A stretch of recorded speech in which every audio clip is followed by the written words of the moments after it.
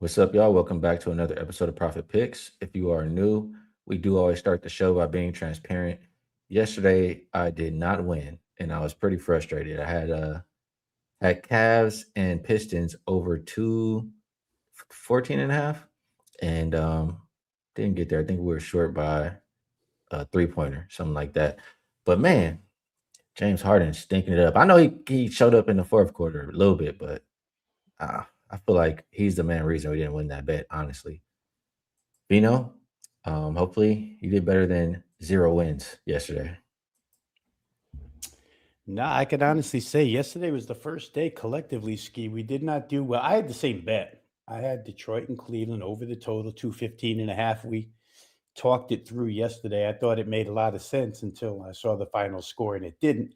But and watching it through, just tough. It looked like in the first quarter, 58 at the end of one, and then they seemed to be on pace, but didn't get there. So we'll see what happens in game two. So we didn't get home with that. Late, I had OKC team total 114.5, 108. So I had no in two yesterday. Brings me to 25-16, up 18 units. Still doing really well, but it is, I think, I would say it's the first day that the two of us did not produce a profit. Generally, one of us will be winning, even if the other has an off day. The other one will cover. But yesterday was rough with that Cleveland Detroit. I got to say. Yeah, that one did not make me happy. I definitely enjoyed a few extra beverages um, after that game was over. I'll tell you that. All right, we have two more games to talk about here today. Oh my God, Casey, come on, man, stall me out, Casey. He says no more tropical shirt ski. We back to dusty tees. Come on, Casey, give me a break. Oh man, all right. Let's get to the games. I love the chat. First game up is 76ers and Knicks. And we've seen movement. Opener was 7 and 214. We now see 10 and a half, 214 and a half. Still, right around the opener for the total, but Embiid goes from probable to out. I don't see anybody on the injury report for the Knicks. I just did a breakdown on this game on WagerTalk today. This is a good reason why you should also come over here because things change. I went on there talking about, for one, I don't see how the 76ers are going to be able to defend just because, it's either put Embiid in the pick and roll and attack that drop coverage or, play through Towns. And we see how that's been going for the Knicks offense lately. Now, you take Embiid out. I mean, obviously, you're down a big man, but you do put another big man in who is a lot better defensively at this stage in Embiid's career, I feel like. Because he can actually move. He can actually he can actually move. That's all it boils down to. Embiid is just health wise, health has just been deteriorating. So it makes me think that it would be a little bit harder for the Knicks to score. But still, the offense has just been clicking. When I went on there, I said Knicks team total or Knicks. Do you think that the Sixers have a better chance without Embiid on the court, or how are you viewing this game? You know, eh, we see it all the time, right? And we've even seen it in the playoffs where the shorthanded team rises up. But I think if I'm Mike Brown, head coach of the Knicks, all you really have to do is point right back to the Boston series. Philly was shorthanded for 3 games in that series and kept their head above water until Embiid could come back. Really, he didn't perform until games five, six, and seven. And if you're Mike Brown, you got to tell your team, go out there and take advantage of this because we don't know when or if he's coming back. But with that in mind, let's go get it.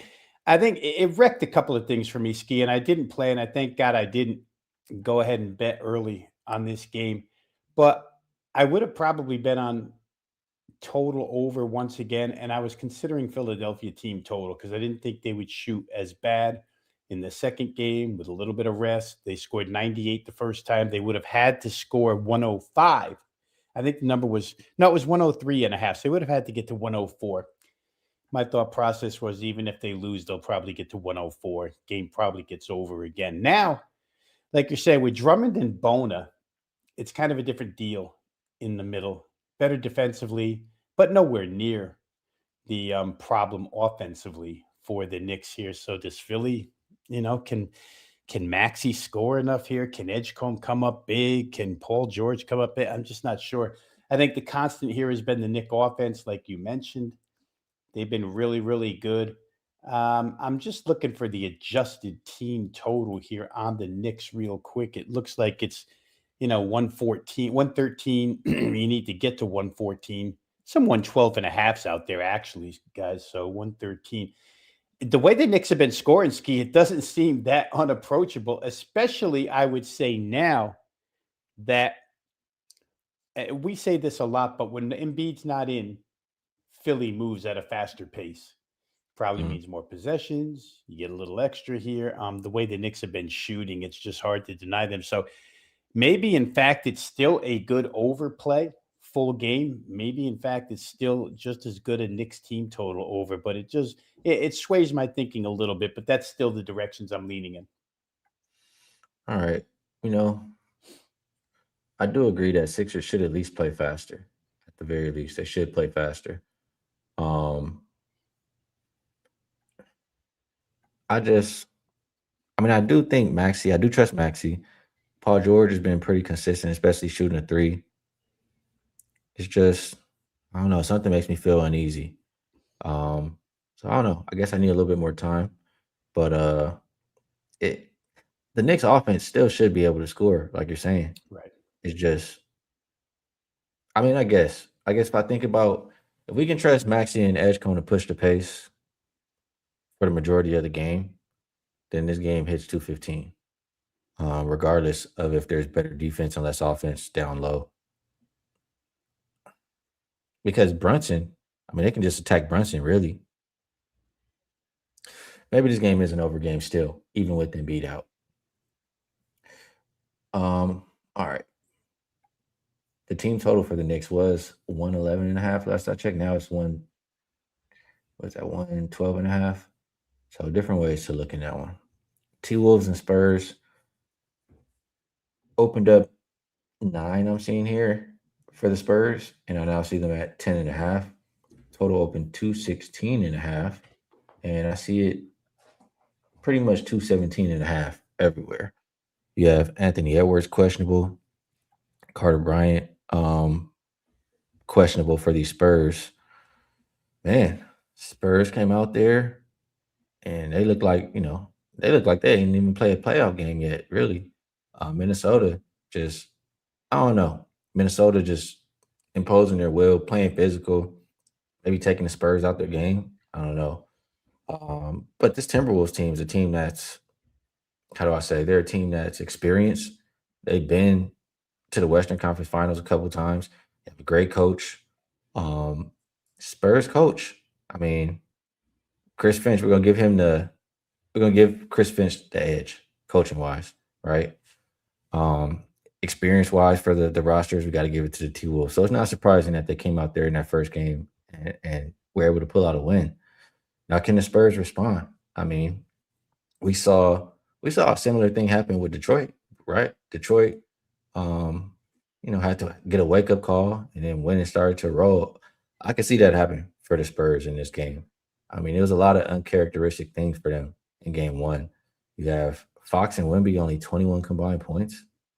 I mean, how often is that going to happen? They shot terrible from three. They didn't shoot any free throws. I think you can get a much better game from the Spurs, especially at home. And the Timberwolves could be a little bit complacent, could be a little bit complacent with getting the one win already. So side-wise, I would only look towards the Spurs. And I think there's points in this game too. I would agree with the total moving up. What do you think here, Vino? Yeah, again, you said a lot of what I would have said here, Ski. Couple of things because you talked about Chris Finch real quick. Now, his little dig at the officials and the goaltending calls. Wemby didn't have 12 blocks. He probably only had 7, according to Chris Finch. 5 of those were goaltending. We'll see if that makes a difference tonight. you start turning 4 shots into 2 points because of goaltending rather than no points on that. And 8 points, 8 points makes a big difference when you're betting these totals. So we'll see different officiating crew. We'll see if their ears were open to what Chris Finch was saying. It's one of those situations where handicapping 101 in the playoffs, you're really supposed to look at the Spurs first. Dominant team, won by margin all season long, down 0-1 on their home floor. Really don't want to go back 0-2. I do struggle, though, with laying 10.5 with this team against, not so much struggle laying it with them, but fading Minnesota plus 10.5 is a little bit bothersome for me right now because it's a lot like the prior series with Denver, at least game one was, where it looked like they got into a lot of the young guys' heads. Castle fouled out. Dylan Harper wasn't as good. Obviously, De'Aaron Fox, you mentioned, not good offensively, and Wemby shooting a lot of threes. We'll see if they make some adjustments here. They certainly have the personnel and the capability to either cover or, in my case, look at their team total of 113.5 and think, the Spurs to get to 114 hasn't been an issue all season long. Could it start to be an issue now because of the way Minnesota's playing defense? Maybe. But I think if the Spurs do some things differently, you could find that they score their points tonight. I have a real tough time thinking that I should lay points with San Antonio against Minnesota. I could be wrong, but I do think Minnesota defensively has done a little bit to at least make San Antonio react differently. It's either going to be San Antonio team total over for me in maybe a non-cover situation, or full game if Minnesota tries to keep pace. Now, the question mark, like you said earlier, is will Anthony Edwards play? Got 25 pretty solid minutes in the other night. I don't see why he wouldn't play here tonight. You mentioned maybe potential. You always have to keep this in the back of your mind for complacency, but Minnesota's been too close too many times now, so I don't think complacency rises in with them. In fact, I think that's the reason why Edwards will play, because they would love to be up 2-0 in this series. I'll say one last thing. It didn't look until the very end of that game when it got nip and tuck and San Antonio came back from the early fourth quarter deficit. It didn't look like they had a lot of answers for stopping Minnesota on consecutive possessions, at least. Like Minnesota, maybe they don't score one time down the floor, but they were going to come back and score the next time. So, like I say, surmise all of that and to say that probably for me, either the San Antonio team total over or the full game over. There's only really 216.5 left out there that I can see, maybe a couple. So you're probably looking to get to 218 in this game now. Yeah, I would agree. I would agree with that total wise. There was one comment. Gio says, everybody on the Spurs. All I see online X, everybody back in the Spurs tonight. All I'm gonna say is it's been a lot of teams where everybody's on in the playoffs and they cover and win. One that pops my mind first is Detroit in game 2 of the last series. Everybody was on them and they won easily and covered. This is the playoffs. I mean, I think you kind of got to throw that public whatever shit out the window. That's just my personal opinion. Somebody's been betting NBA playoffs for over a decade. Okay.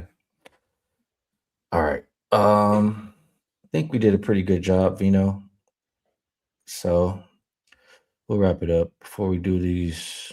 Or here we go. Before we get to best bets, let's throw up a couple promo. And we will start with the best promo we have. Double the NBA Core Vision, 3 days for $59.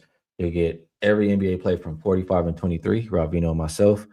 And we did have a bad day yesterday, but we've pretty much been good every day. We can tally up the numbers. I'm my 16 and 9 after the loss yesterday, and Vino will help me out with the rest of it afterwards. But yeah, I'm gonna put 16 and 9 in here.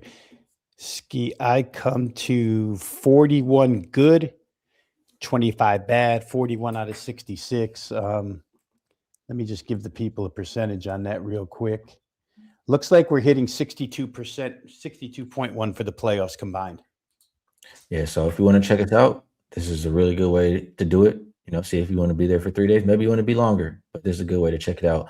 Also, have to throw this one up there because WNBA does start on Friday. So if you want to get in with the early bird pricing, now is the time to do it, and you'll get the rest of the NBA playoffs for free. And we just told you how we're both doing. So some good ways to get involved. I'll rock with those promos for right now. Vino, I will ask you if there's anything else you personally would like to promote, and if you have a best bet for the show, we'd love to hear it. If you don't, it's all good. I would say real quick, Ski, that the WNBA numbers, I took a pretty decent look at them last night. I'll go further, but for those that are interested in maybe getting involved with either one or both of us for the WNBA, man, there's some spots there that just look like, I don't know. I got to look deeper, but it looks like some legalized stealing is going to be going on the first weekend of WNBA. So I don't think people have gotten to these numbers yet, or maybe they just haven't done enough work on the league itself. But there's some spots here that look like maybe we can make some money this weekend. So again, package wise, check wagertalk.com if you want a combo up for the WNBA as well. I'm sure they will.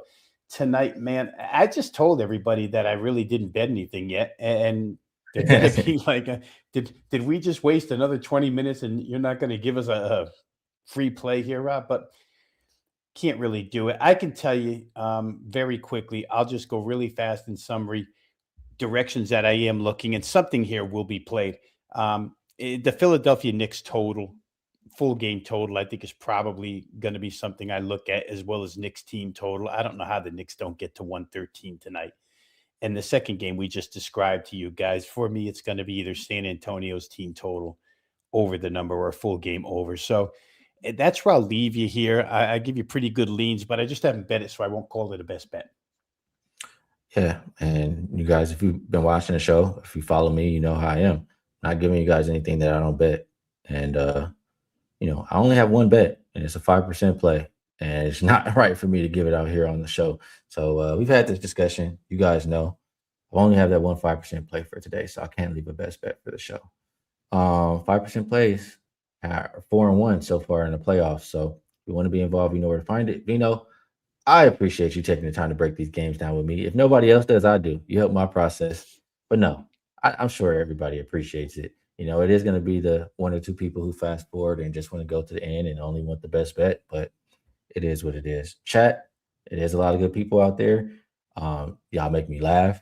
Great vibes, bring good insight. And we all try to help each other cash. So always want to let you know you're appreciated. But best of luck, everybody, on all your action. We'll be back again tomorrow.